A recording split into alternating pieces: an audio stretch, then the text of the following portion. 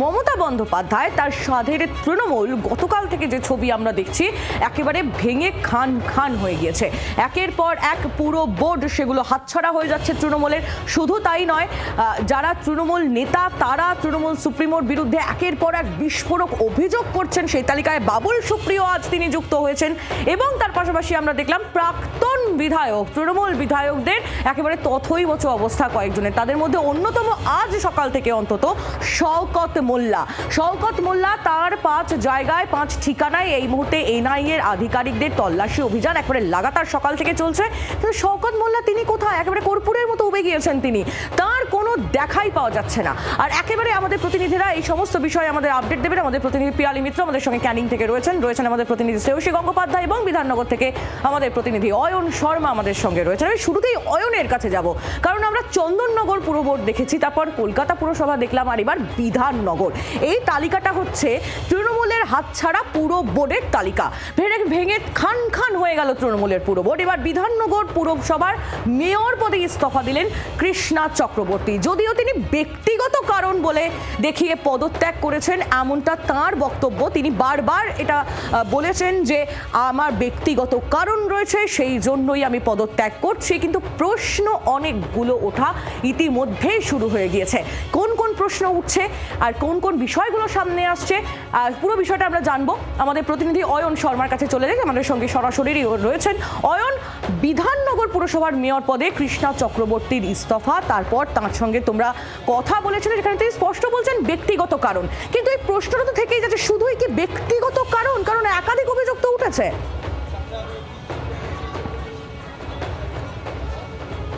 দেখো, তোমাকে একবারে এই মুহূর্তে কি পরিস্থিতি দাঁড়ালো তাহলে বিধাননগর পুর নিগমের সেটা প্রথমত বলে দিই।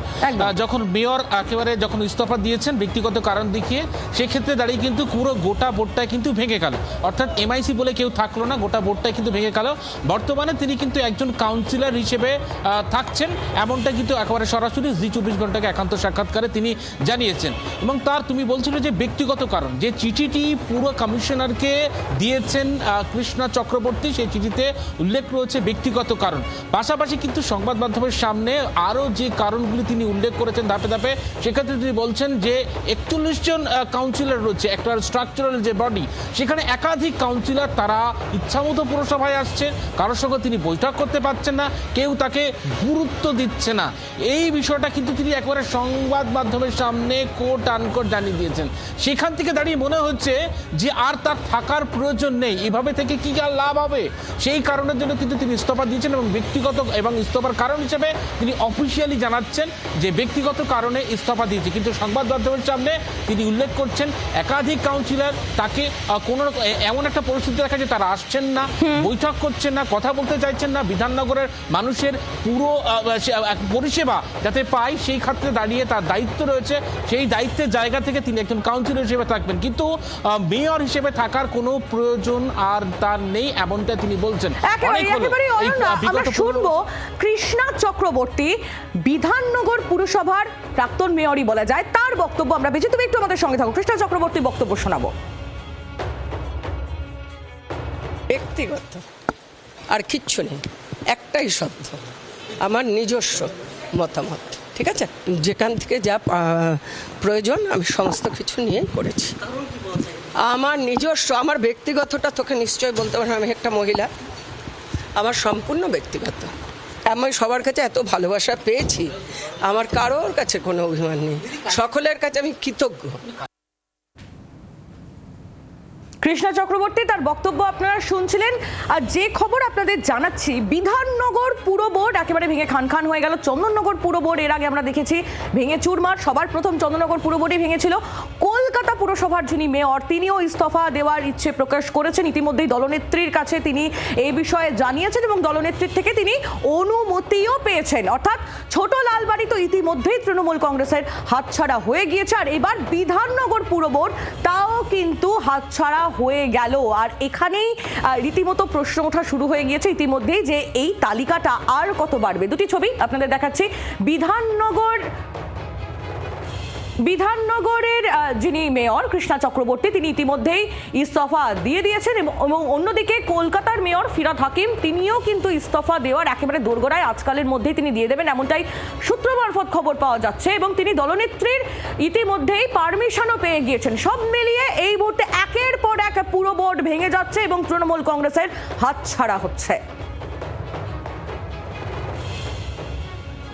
আমরা কথা বলেছিলাম মন্ত্রী শারদ দত্ত মুখোপাধ্যায় এবং মন্ত্রী অগ্নিমিত্রা পালের সঙ্গে এই বিষয়ে, শোনাবো আপনাদের কি বলছেন তারা।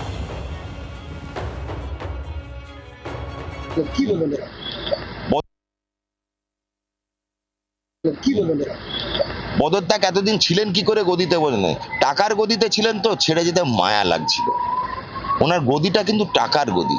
প্রত্যেকটা পৌরপিতা পৌরমাতা এবং আমাদের মেয়র এরা টাকার গদিতে ছিলেন। তো ওনার ব্যক্তিগত ইনকাম কমে গেছে বা জিরো হয়ে গেছে, অর্থনৈতিক দিকে কৃষ্ণা চক্রবর্তী দুর্বল হয়ে পড়েছেন।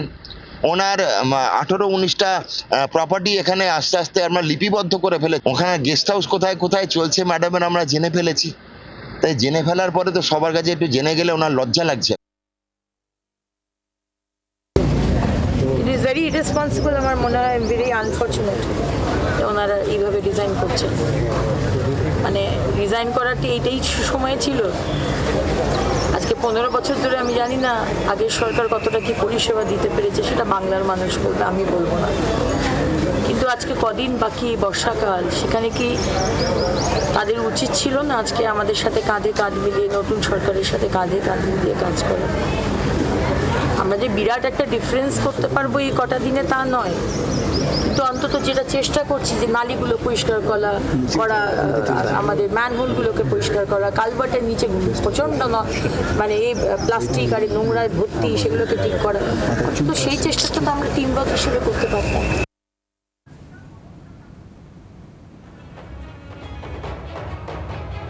মমতা বন্দ্যোপাধ্যায় তৃণমূল তো গতকালই ভাগ হয়ে গিয়েছিল। এখন ঋতব্রত তৃণমূল, মমতার তৃণমূল দুটো ভাগ, কিন্তু সেই দু ভাগের মধ্যেও এখন একটি খান খান হয়ে যাচ্ছে এই সাধের তৃণমূল। মমতা বন্দ্যোপাধ্যায়ের সাধের তৃণমূল এখন যে শুধু দু ভাগ তা বলা যাবে না, কারণ বিভিন্ন তৃণমূল নেতাদের বক্তব্য আপনাদের সামনে আমরা তুলে ধরেছি, যারা ইতিমধ্যেই সোচ্চার হওয়া শুরু করেছে। না সেই তালিকায় নতুন সংযোজন এবার বাবুল সুপ্রিয়। প্রথম থেকেই দুর্নীতির বিরুদ্ধে কড়া ব্যবস্থা নেননি মমতা বন্দ্যোপাধ্যায়। দলের নেতারা টাকা তছরুপের সুযোগ পেয়েছিলেন।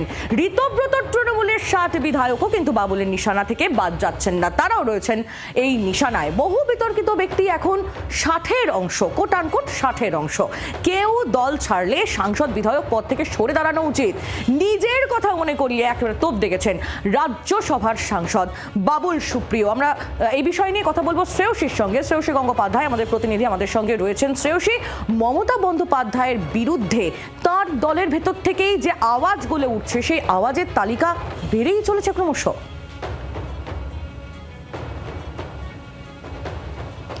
দেখো, একেবারে এক্ষেত্রে বাবুল সুপ্রিয় স্পষ্ট বক্তব্য যে এক্ষেত্রে অবশ্যই ভাবে কিন্তু দুর্নীতির বিরুদ্ধে শুরু থেকেই ব্যবস্থা নেওয়া উচিত। তবে তা বলে তিনি তার প্রথম যে তার দুটো পোস্ট করেছেন, তিনি কালকের যে পোস্ট, সেই পোস্টে তিনি বলছেন যে এক্ষেত্রে মমতা বন্দ্যোপাধ্যায়ের উচিত ছিল শুরু থেকেই যারা এই দুর্নীতিগ্রস্ত তাদের বিরুদ্ধে ব্যবস্থা নেওয়া, তাদেরকে কড়া হাতে কন্ট্রোল করা, সেটা শুরু থেকেই উচিত ছিল। মমতা বন্দ্যোপাধ্যায় কেন করেননি সেই বিষয়টাই কিন্তু কার্যত তার পোস্টের মাধ্যমে প্রশ্ন আকারে উঠে আসছে। যেভাবে তিনি পোস্টটি লিখেছেন সেখানে স্পষ্ট বলছেন শুরু থেকে দুর্নীতির বিরুদ্ধে ব্যবস্থা নেওয়া উচিত ছিল। কিন্তু এরপরেই যে প্রশ্নটা উঠে আসছিল যে তাহলে কি এক্ষেত্রে বাবুল সুপ্রিয় তিনি ঋতব্রত বন্দ্যোপাধ্যায়দের যে নিউ ব্লক তৈরি হয়েছে সেই নিউ ব্লকের তিনি সদস্য হতে চলেছেন। নতুন আরেকটি পোস্ট করেছেন বাবুল সুপ্রিয়, যেখানে তিনি স্পষ্ট বলছেন যে তিনি মমতা বন্দ্যোপাধ্যায়ের সঙ্গেই আছেন এবং সেক্ষেত্রে তার আরও যেটা দাবি যে এক্ষেত্রে তিনি ইনকাম ট্যাক্স, ইডি বা সিবিআইয়ের তার কোনো ভয় নেই, ফলে সেই জায়গা থেকে দাঁড়িয়ে কিন্তু কার্যত তিনি মমতা বন্দ্যোপাধ্যায়ের সঙ্গেই আছেন। কিন্তু মমতা বন্দ্যোপাধ্যায়ের সঙ্গে থাকলেও সেই বিষয়টা পরিষ্কার করার পাশাপাশি তার প্রথম যে পোস্ট, সোশ্যাল মিডিয়া পোস্ট, সেখানে তার যে প্রশ্ন, সেই প্রশ্ন নিঃসন্দেহে তাৎপর্যপূর্ণ, যেখানে তিনি কার্যত নেত্রীর ভূমিকা নিয়ে প্রশ্ন তুলছেন যে কেন শুরু থেকে সেক্ষেত্রে দুর্নীতি নিয়ে ব্যবস্থা নেননি মমতা বন্দ্যোপাধ্যায়। একেবারে শ্রেয়সী, তুমি আমাদের সঙ্গে থাকো। আর একদিকে যখন আমরা দেখছি বাবুল সুপ্রিয় তিনি নেত্রীর ভূমিকা নিয়ে প্রশ্ন তুলছেন, তখন কল্যাণ বন্দ্যোপাধ্যায় তিনি অভিষেক বন্দ্যোপাধ্যায়ের ভূমিকা নিয়ে প্রশ্ন তুলছেন।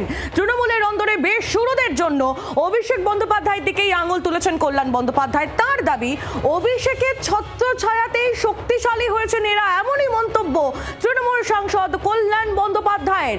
বেসুরোদের জন্য, তৃণমূলের অন্তরে বেসুরোদের জন্য অভিষেক বন্দ্যোপাধ্যায়ের দিকে আঙুল তুললেন কল্যাণ বন্দ্যোপাধ্যায়। আমরা যখন দেখেছি যে তৃণমূলের ভরাডুবির পর একের পর এক তৃণমূল নেতা তারা মুখ খোলা শুরু করেছেন, কেউ দলনেত্রীর দিকে আঙুল তুলেছেন, কেউ অভিষেক বন্দ্যোপাধ্যায়ের দিকে।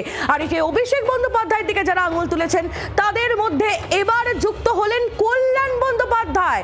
তার দাবি, অভিষেকের ছত্রছায়াতেই শক্তিশালী হয়েছেন এরা। অভিষেকের ছত্রছায়া এরা শক্তিশালী হয়েছে,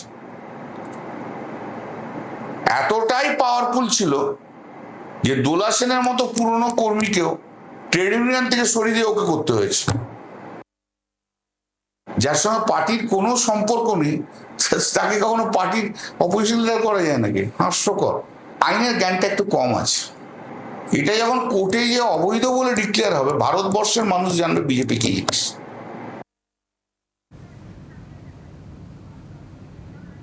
আর এই এত কিছু যখন তৃণমূলের অন্দরে ঘটছে, তখন তৃণমূলের প্রাক্তন বিধায়ক তিনি একেবারে কর্পূরের মতো উবে গেলেন।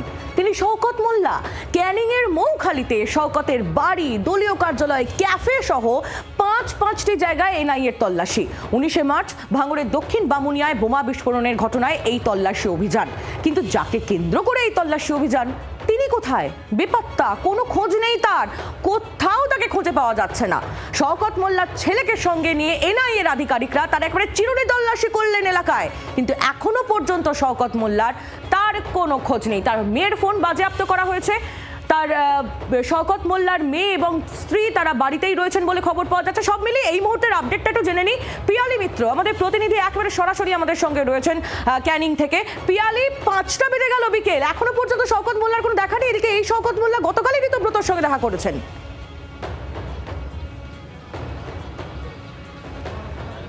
একেবারেই দেখো, 12 ঘন্টা হতে চললো এনআইএর আধিকারিকরা তারা এই ক্যানিংয়ের মৌখালীতে তার যে বাড়ি সেখানে পৌঁছেছিলেন এবং এখনও তার কোনো রকম কোনো খোঁজ পাওয়া যায়নি। ইতিমধ্যে তার ছেলেকে জানিয়ে রাখবো, তার ছেলেকে কিন্তু আটক করা হয়েছে এবং তদন্তকারী অফিসাররা তাকে আটক করে জিজ্ঞাসাবাদ চালাচ্ছেন। তার কারণ, ছেলেকে নিয়ে একাধিক জায়গায়, এই মৌখালীর বিভিন্ন জায়গায় তারা তল্লাশি চালিয়েছিলেন এবং বারুইপুরেও তাকে একটি জায়গাতে নিয়ে যাওয়া হয়, সেখানেও ছেলেকে নিয়ে গিয়ে তল্লাশি চালানো হয় এবং বারবার জানতে চাওয়া হয় যে শওকত মোল্লা কোথায়। তার কোনো রকম কোনো খোঁজ পাওয়া যায়নি। শওকত মোল্লার একজন ঘনিষ্ঠ, যার ভাঙড় এলাকায় বাড়ি, সেই ব্যক্তির বাড়ি থেকে সিসিটিভি এবং হার্ড ডিস্ক তারা বাজেয়াপ্ত করেছেন। এখানে যে বাড়িতে 20টার মতো সিসিটিভি রয়েছে, সেখানকার ফুটেজ তদন্তকারীরা খতিয়ে দেখছেন। তারা মনে করছেন যে ওই বাড়িতেও আগে হয়তো গা ঢাকা দিয়েছিল। পাশাপাশি একজনকে, এই যে বিস্ফোরণের ঘটনা, সেই ঘটনায় একটা গাড়ি ব্যবহার করা হয়েছিল, সেই গাড়ির চালকের ভাইকে গ্রেপ্তার করা হয়েছে। কিন্তু এখনও পর্যন্ত তাদের যে বাড়ি, সেই বাড়িতে কিন্তু এনআইএর আধিকারিকরা রয়েছে। এবং একটা ইন্টারেস্টিং ছবি ক্যামেরায় যেটা জুম করছে, তুমি দেখতে পাচ্ছ যে এই যে শওকত মোল্লার যে একেবারে বিশাল গেট দেওয়া, বিশাল জায়গার উপর বাড়ি, সেই বাড়ির মাত্র 2 দিন আগে গৈরিকীকরণ হয়েছে। এলাকার বাসিন্দাদের বক্তব্য যে আগে কিন্তু তার বাড়ির এই গেরুয়া রং ছিল না। সম্প্রতি একেবারে বিজেপি ক্ষমতায় আসার পর 2 দিন আগে তার বাড়িতে রং করতে দেখা গেছে এবং বাড়ির একেবারে গৈরিকীকরণ হয়েছে। এখন এলাকার বাসিন্দাদের যেটা আশঙ্কা, একসময় সিপিএমে ছিল, সেই সময় তার যথেষ্ট দাপট ছিল, পরবর্তী সময় তৃণমূলে আসে এবং তাদের দাপট, তার অত্যাচারে এখানকার প্রচুর মানুষ ঘরছাড়া, যারা 10 বছর 15 বছর ধরে এই এলাকা ছেড়ে চলে যেতে বাধ্য হয়েছিল। ফলে এখন সুযোগ বুঝে কোণঠাসা হয়ে যাওয়া বা বিপাকে পড়া এই শওকত মোল্লা কি কোনোভাবে বিজেপিতে দিকে ঝুঁকতে চাইছে এবং সেই কারণে কি বাড়ির রঙের যে কালার সেটা পরিবর্তন করেছে, সেটা নিয়ে প্রশ্ন থাকছে। কিন্তু এখনো পর্যন্ত যে প্রশ্নের উত্তর মেলেনি যে শওকত মোল্লা তিনি কোথায়, একেবারে এই প্রশ্নের উত্তর বিকেল 5টার পরেও অধরা। সকাল থেকে সেই প্রশ্নের উত্তর এনআইএ আধিকারিকরা খুঁজছেন, আমরাও খুঁজছি। পিয়ালি, তুমি একটু আমাদের সঙ্গে থাকো, আপনাদের শোনাবো রাজ্যের মন্ত্রী দিলীপ ঘোষ তিনি এই বিষয়ে কিছু বলেছেন। পাশাপাশি নওশাদ সিদ্দিকী এবং কাইজার আহমেদের বক্তব্যও আমরা পেয়েছি, শোনাবো পরপর। শওকত মোল্লার নামকেই আমি বলেছিলাম ওটা একটা অ্যান্টি সোশ্যাল, ওটা একটা ডাকাত, ওটা গুন্ডা। আমাদের মাননীয় রাষ্ট্র সভাপতি নাড্ডাজির গাড়িতে যে অ্যাটাক হয়েছিল, তাতে ওই নেতৃত্ব দিয়েছিল, মাইকে করে লোককে উস্কাচ্ছিল। অনেক পাপের ভাগিদার, ঢুকলে আর বেরোবার সম্ভাবনা কম। এটা অনেক মনে লেট হয়ে গিয়েছে, সে কোথাও হয়তো গা ঢাকা দিয়েছে, তবে আইনের ঊর্ধ্বে কেউ নয়। এই শওকত সাহেবকে ইতিমধ্যে মমতা ব্যানার্জি সার্টিফিকেট দিয়েছিল যে তুই বোম মারিস। এই ভয়ঙ্কর নেতাকেই ভাঙড়ের অবজারভার ভাঙড়ে প্রার্থী করেছিল, ভাঙড়ের মানুষ পরাজিত করেছিল। যারা বোমাবাজি খুনোখুনি করে তাদেরকে জেলের মধ্যেই রাখতে হবে। ওই বোমা বিস্ফোরণ কাণ্ডের মূল মাথা হচ্ছে শওকত মোল্লা, এবং এই দক্ষিণ ভামানিয়া ভোটের আগে থেকে যেভাবে বোমা মজুত করা হচ্ছিল ভাঙড়ের বিস্তীর্ণ এলাকা জুড়ে, যার কারণে নওশাদ সিদ্দিকী বিধায়ক উনি এনআইএ তদন্ত দাবি করেন, এবং সেই তদন্ত নেমে একটার পর একটা যারা মূল এর সঙ্গে যুক্ত ছিল, যারা বোমবারের কাজের সঙ্গে যুক্ত ছিল এবং যাদেরকে বরাত দিয়েছিল, এই শওকত মোল্লার নেতৃত্বে পুরো ঘটনাটাই ঘটে। ইতিমধ্যেই অ্যাম্বুলেন্সের ড্রাইভার যে অ্যাম্বুলেন্সে করে ডেড বডিটাকে পাচার করা হয়েছিল, বা এর যে মূল যে কারিগর ওই দুল, সেও অ্যারেস্ট হয়েছে, যে আর কি বোমাটাকে অর্গানাইজ করছিল শওকতের কথায়। প্রত্যেকেই আরো অনেকই মাথা রয়েছে এতে যুক্ত। বাংলার আওয়াজ, বাঙালির আবেগ, জি 24 ঘন্টা।